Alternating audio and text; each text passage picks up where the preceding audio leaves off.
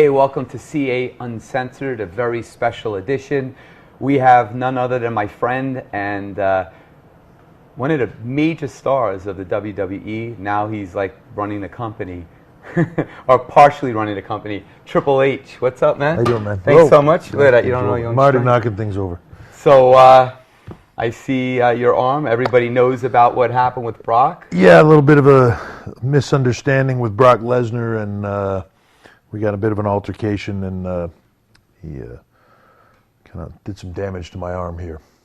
Yeah, and you're not the type of guy, I mean, to take to that very lightly. I mean, I'm sure there's going to be some repercussions. Can you tell us about what the strategy is for your revenge? What do you plot, man? I know you're up to something. You know, I'm not necessarily plotting anything. This whole thing stemmed from a business misunderstanding between Brock and myself, and Brock and the WWE, actually. And he had some ridiculous demands that we weren't going to cave into, and when I told him so, he attacked me from behind. You know, I don't want to see Brock Lesnar fired. I don't want to see Brock Lesnar to run and hide. I want to be able to, there's a lot of things I want to say to Brock Lesnar, but I want to be able to say them to his face. So sooner or later he'll decide to show his face again, and when he does, we're going to have another discussion, and this one will be face to face instead of with my back turned. Well, a couple of things. When somebody has their back to you and they take essentially a sucker shot, right? Yeah. I mean, what is that? Does that piss you off that like he couldn't do it face to face? Yeah, I mean, he waited until I turned and then he jumped me, and you know, it's typical for me. It's typical Brock Lesnar. Brock's complex kind of guy. He wants things his way. He wants everything to benefit Brock Lesnar, and when he doesn't, he's not afraid to take his ball and run home. So do you think he's intimidated by you? You know, it could be a factor. I mean, there was a point in time when Brock and I were both in the WWE together, and you know, he went to go to another show. I was on Raw. He went to go to SmackDown, and we really never faced each other. I don't know if that's intimidation or if that's just circumstance, but you know, here we are years later, and coming in from different worlds and different angles. But if he wants to try his luck, I'm ready to go. So his background is obviously wrestling. Then he got into the UFC. Well, he was obviously with you guys first. Then went to the UFC. He tried to procure mixed martial arts and really kind of engrossed himself in mixed martial arts for a period of time, short period of time. And now he's back with, or was supposed to come back with you. Do you think he has an advantage because he was at the UFC, or do you train in? Not necessarily. I mean, at the end of the day, you know, he's going to step in the ring, in a WWE ring, if he's going to do something with me, and if that happens, and you know, I think he's kind of ensured that maybe it will, if he's willing to step back in. So I'd love to do it, and if he thinks he has an advantage, great. I hope that he thinks he does. Bring it. Yeah, bring it. I'm not ready right this second, but once I'm healed up, I'd love to take that test, because you know, there's a lot of tough guys in the world, and he thinks he's the toughest. Yeah, well, we'll see. You know, what's interesting is that you know, I've known you now for years, and you remain in insane shape. What's your regimen? You know, I've always weight trained, although in the last few years I've really kind of changed my philosophy on that and gone from, you know, in the years past when you're younger, and you and I have talked about this, your diet doesn't need to be so strict. I could just go to the gym and just kind of train as a bodybuilder. But when you're just going in and bodybuilding training, you're kind of not necessarily hitting all the small connective things. And when you're an athlete, those are the things that really matter. So about 2 years ago, I started training with a guy, Joe DeFranco, and he's one of the premier strength and conditioning trainers in the country. And he has made just a world of difference in my career. Some of the stuff, you know, I could lift a lot of weights, but... Like, what do you bench press? Probably in the low 400s right now, yeah. And that's the strongest I've been in years, you know, and that's from, it's funny, it's not really from training heavier in the bench press, it's from training all the other things smaller muscles that support these little exercises that he'll have me do with no weight. 2 pounds or something like that, and I'm shaking like a leaf doing them because the little muscles are weak. And as they get stronger and in better condition, you can just in your bigger exercises you can lift so much more and you can perform so much better. I mean, I wouldn't be afraid to say that at 42, I'm probably in better shape athletically than I was when I was 32. And you also train a little bit in boxing. Is kickboxing as well? You do? Yeah, I do some kickboxing. Although I tend to like to work a little bit more with my fists. My guy's always trying to get me to do more kicks and knee strikes and stuff, and I tend to like to do a little bit more boxing. But yeah, it's something that I enjoy. I'm not a real big guy on, especially now that my wrestling career has slowed down and I'm focusing more on business.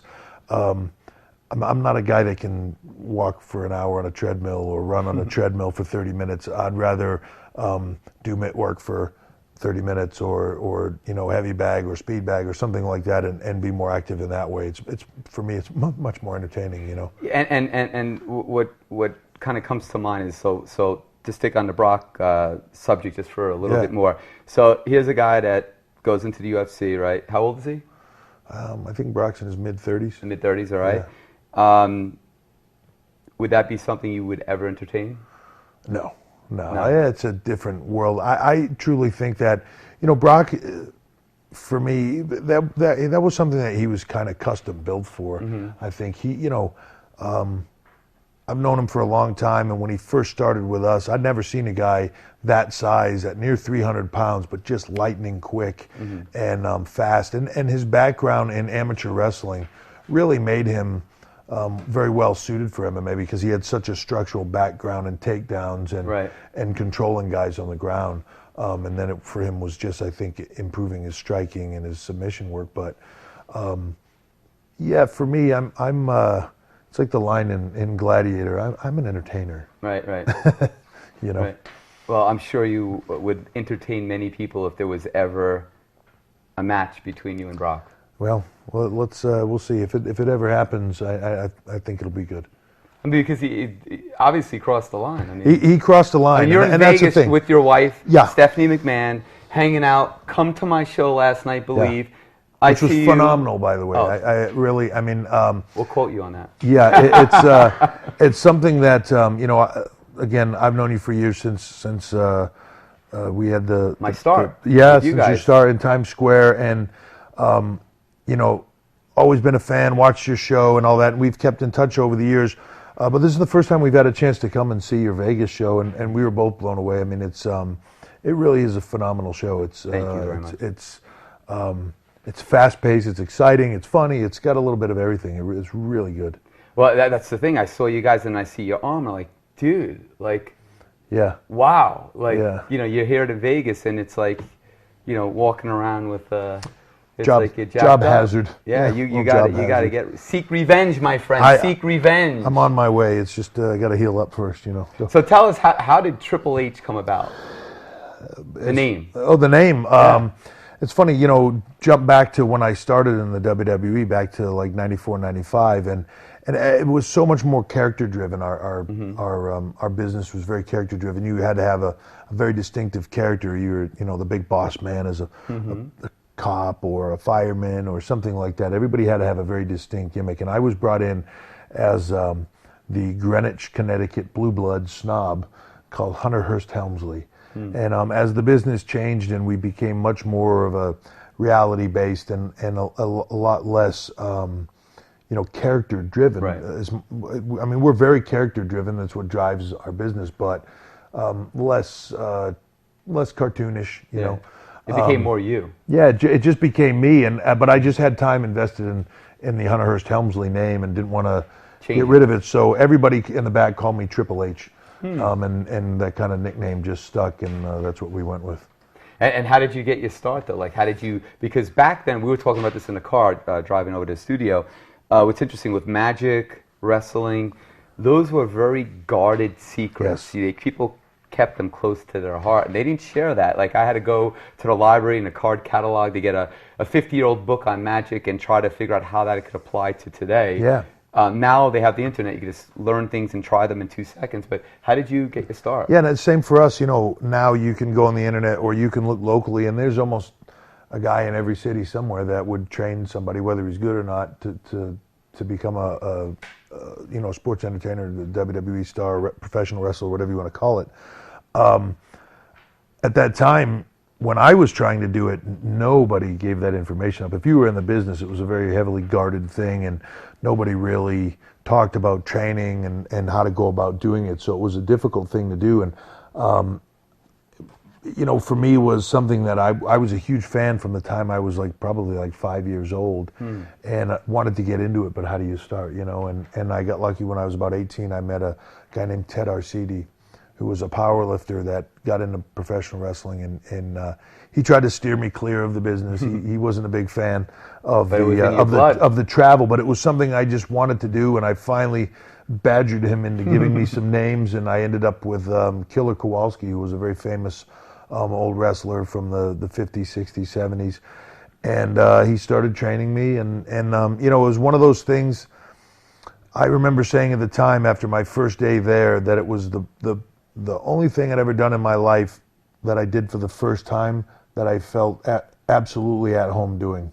Like, I felt like I was supposed to do that. Well, that's what it's in your blood. Yeah, yeah. What advice would you give to some of the people that are watching right now that might want to get into wrestling? Well, don't do it, right? No, I wouldn't say that, because, you know, for me, it's hard, right? It's been awesome, and yeah, but you have to be very dedicated. The one thing I like about this business, it's kind of, the more work you put into it, the more you can get out of it, you know.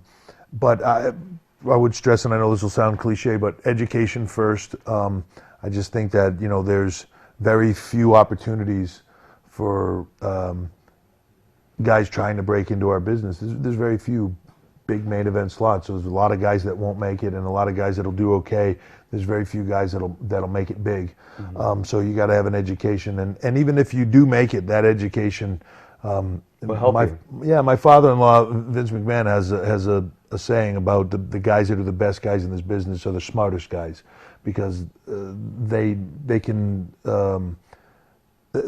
work with it from a business standpoint. You can't be stupid in making. They know how to maximize the opportunity on every platform. Exactly. And speaking of which, what is a family barbecue like with the McMahons? You have your wife Stephanie. Well, you have Mr. and Mrs. McMahon. Yeah, let me just say that a barbecue at my house usually starts out with myself and my wife and the kids, and as soon as I start the grill up, my father-in-law shows up. He has this innate ability to smell that I am cooking, and show up at my house unannounced. So no matter when we are cooking in the summertime, especially, we always buy extra food, because sure as anything, he's going to show up in the middle of the barbecue. And I bet you he can eat. And he can eat, yes.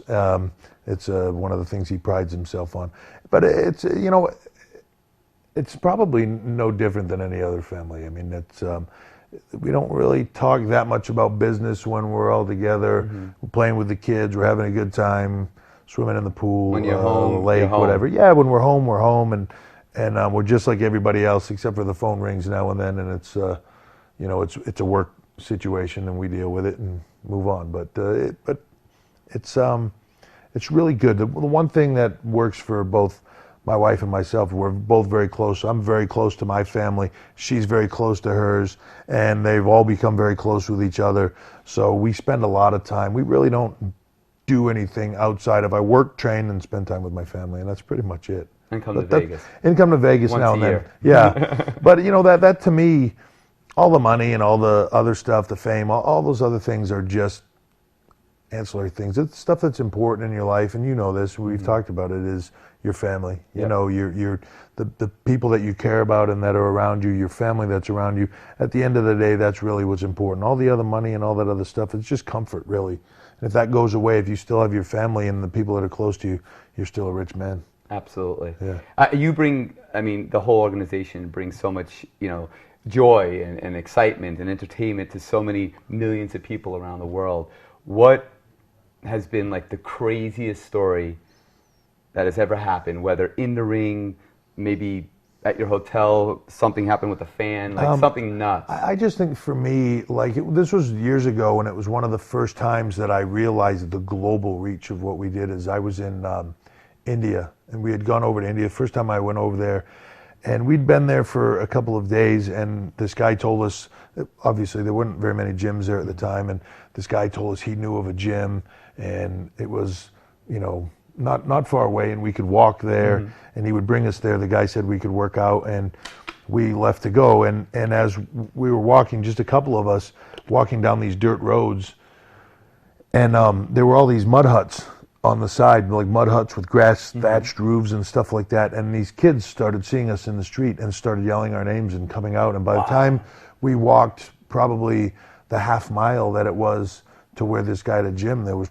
probably a couple thousand people following us, all yelling our names. And, you know, for me, that was a very mind-blowing experience. Probably surreal. Yeah, and like, because I remember asking at the time, like, how do they even know who we are? They clearly don't have TVs. And the guy said, they do. They all, you know, they know. And to see that reaction on people in the, you know, in the farthest reaches of the world, it was amazing to me. So that's, you know, we do, and what we do is in the WWE, is we are saying in our company, is what we do every day is put smiles on people's faces, and we truly do on a global level. And you do so much for charity. I know Make-A-Wish Foundation. People don't realize I'm involved with the Make-A-Wish Foundation, but these guys, this organization has done and continues to do so much for kids. Yeah, that's a big passion for us, is anything to do with kids. We're really big with the military. But especially the kids. Make-A-Wish for us is huge. John Cena is coming up on his 300th wish, is probably the most of any celebrity anywhere. It's amazing. In the world. We also have something that we're very strong and passionate about, is we have something called our Be a Star campaign, and that's it's our anti-bullying campaign. That's awesome. For kids, which is such a huge thing right now with cyberbullying and it's everything. Out of control. Yeah, and Be a Star for us is it's Be a Star, show tolerance and respect star, and we go to schools all around the country and speak on it and try to help kids get through it, because it's a terrible thing. It needs to stop.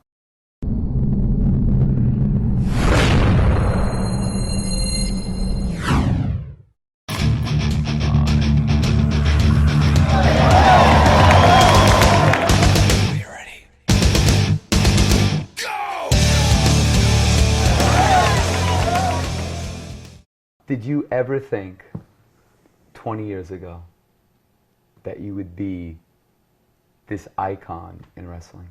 No, you know, What's it like? Boy, you're asking me. I just came from your massive mansion in the hills overlooking Las Vegas. Decked out all this stuff right now. And we rode here in your Mercedes Phantom, and you're asking me what's it like to make it. You know, no, but I mean, here's something I think from you and I. This is where you and I are very similar. I didn't get in this to be famous. I didn't get in this for money. I didn't get in it for fame. I did get in it to meet my hot wife, but I didn't. Who's right over there? Yeah, hi, Stephanie. But she didn't want to be interviewed. I didn't get in it for any of that. I got in it because I love what I do. I got in it because one day I was sitting home with my dad, and he turned the TV on, and Chief Jay Strongbow was wrestling, and it was the greatest thing I'd ever seen in my life. And from that day on, that's what I wanted to do, and I was able to do it. You're the same way, you know. You saw magic, and that's all you wanted to do. And every day you went to school, and you came home, and you know, school was just something to get through, so you could go do your magic, right? And you were obsessed with it, and still to this day, with all the business and everything else, magic is really what you do, and all the other stuff just came along with it. Exactly. And it's the same for me. That level of success, I could have never dreamed it, but it all just came along with. I think when you're passionate and love what you do and put everything into it, your heart, your soul, everything, where that's what you are, then you're successful at it. You know. Crazy question: Hulk Hogan or the real Hulk? I got to go with the real Hulk. I've been in the ring with Hulk Hogan, the real Hulk. You know, the green big giant monster. That would be the ultimate matchup, I think. And tell us about like maybe one of the craziest matches that in your career that you had that that just stands out in your mind for a specific reason. I think maybe obvious or not obvious. It's funny for me. There would have been some others I would have picked a little while ago, but just recently at this year's WrestleMania from Miami, WrestleMania 28 from Miami, I wrestled The Undertaker in a return match in Hell in a Cell, and it was dubbed the end of an era. And if you go back, 10, 15 years ago in our business, there was something called the Attitude Era that was considered by a lot of people one of the greatest eras in our business. And all those guys kind of went away, whether it's injuries or retirement or whatever it was. Everybody kind of went on their way and passed along. And what was left out of that was myself and The Undertaker. We were the two sole survivors of that era. And we called it the end of an era match because it was probably the last time that you'll ever see two guys from that era wrestling each other at that level. And Shawn Michaels was a special referee, and the match, turned out to be phenomenal. It was inside Hell in a Cell, and it was, brutal and wonderful for our business. But it was very special to myself, to Shawn, and to The Undertaker, as just three guys that have been through a lot of wars, but have, been through a lot of things together. And the whole evolution. We've seen the business from down to the incredible heights that it became, and all the way through.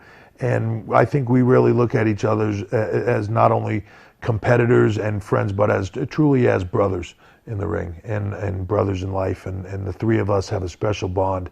So this year's WrestleMania for me was something special. That's awesome. Yeah. Any ever embarrassing moments or least favorite match that you had, like anything that happened that you're like, oh my God? Well, I wrestled Shawn Michaels one time on pay-per-view, and he did a spot called a crucifix into a sunset flip, and when he did, he hooked my trunks and completely pulled my junk out on on pay-per-view. Luckily, they were on a back camera shot live, so nobody saw it. But it was a very, very quick recovery of trying to put my stuff away and continue to to perform. But things like that, I've seen a lot of embarrassing things over the years with guys, from accidents in the ring.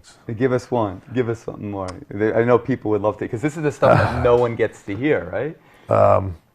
All right, I'll give a funny one that happened on live TV. I don't know that anybody knows it or not. Jerry Lawler will kill me for saying this, but one time on Live Rod, Jerry Lawler had a little bit of a bowel incident while he was wrestling, and he had on white singlet with white long trunks. And as he was wrestling partway through the match, we're watching the monitor backstage, like, Jerry got something on his trunks.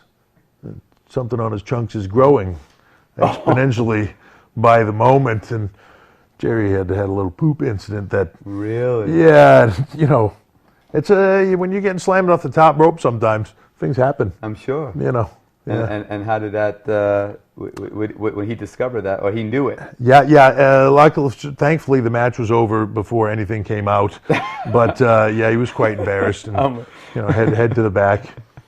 The match stunk, literally. If you didn't do wrestling, what do you think you would have done? Well, maybe I'd be a magician. You'd be the biggest. That would be my thing. You'd be the world's greatest magician. I'm just the world's biggest magician. Not very good, but I'm big. I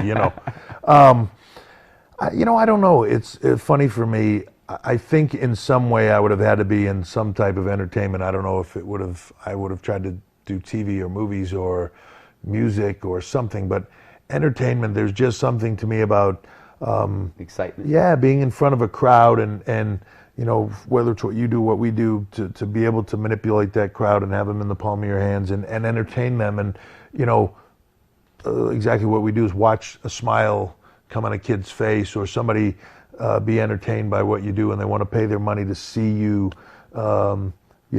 entertain them and get them to forget about everything they have going on in their life for an hour or something like that. Escapism. To me, that's the ultimate thing I don't know. I got to tell you a quick story that really inspired me, and it was directly related to wrestling. I was struggling at the time. It was in the 90s, and I put together a little 12-minute Halloween act that I was doing at Madison Square Garden at the time. I had to do 600 shows in about 11 or 12 days. Wow. But we were in kind of the area where they would have the car shows. We weren't in the garden, if you will. Yeah. And coincidentally, during that time, WWE had a show there. And I remember kind of peeking my head in, and because I used to watch it on television as a kid growing up, and it just blew my mind. The energy, the excitement, the controlled chaos. Yeah. And it just lit a fire, in my body that I was like, I got to meet Mr. McMahon. If I could just meet Mr. McMahon or Mrs. McMahon, and they see what I'm trying to do, maybe they'll invest in me or they'll produce me or something like that.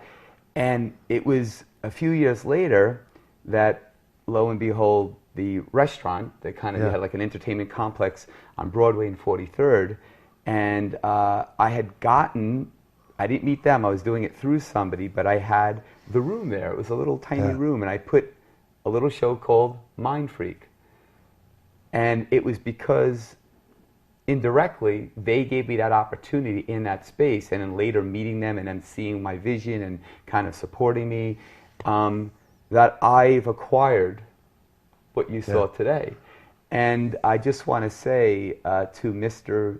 and Mrs. McMahon, thank you sincerely for giving me that opportunity, because without that opportunity, my life could have turned out very, very differently. And I just sincerely, want to thank Stephanie that's over there. She's always been such a proponent, always so sweet.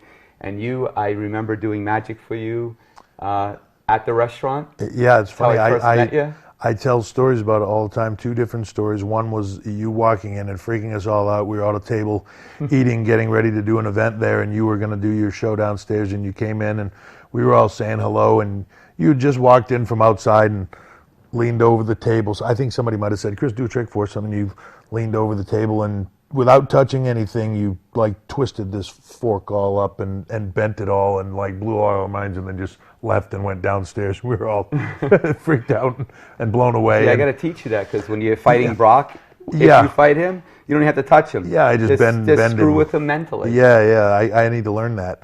Another time I recall you specifically was messing with Chris Jericho, was sitting in a chair, and you were doing a trick right in front of Chris. I wanted to kind of embarrass him. Yeah. But in an entertaining way. Yeah, and you were doing this magic trick right in front of him that he could not for the life of him figure out how you were doing, and we could clearly see. Yeah, I was doing it for you guys, really. Yeah, you were kind of doing it for us, and we were seeing exactly what you were doing, but he could not figure. He was completely blown away by it. And we were all laughing because we could clearly see that it wasn't magic. You were, creating an illusion, and it was awesome to see how good you were at that. And it's funny. I remember seeing you do that at that time and seeing your show, and I remember thinking you were so different because you crossed what I don't want to say what we did, but the entertainment aspect. Mm-hmm. You weren't a bow tie and a top hat with a rabbit coming out of the top hat. You were cutting edge and freaky and all those things. You made magic so cool. We were all blown away by you, and on how cool you were, and two, and how great the magic was. But you created something totally new out of all of that, like a standard, kind of, this is what magic is, and you went in a completely different way. Well, it's what you guys did with wrestling. In a way, yeah. That's what you did with wrestling, and that inspired me, because watching that, made me think that I have to make it original, and do something with it that people haven't seen, and keep it current, and keep it provocative, and keep it entertaining, and everything that you guys are about. And I think that's why we probably share a lot of the same demographics. Because we bring a form of entertainment that connects to people and excites people and entertains them. 100% agree. Thank you so very much. Thank you, man. I wish you'd come on camera, but it's okay. You want to come on camera and say hello or no? For a second? Nah, she's No, not all gonna do right, it. it's okay. Good. Well, I love you too. Thank you so much for coming by. I Man. appreciate it. Have a great time tonight. Thank you very much. And I'll see you soon. Thank you very much. And who knows what you'll see from, WWE, Chris Angel. You never know. It's a natural combination. It is. Take care. See you next time. CA Uncensored.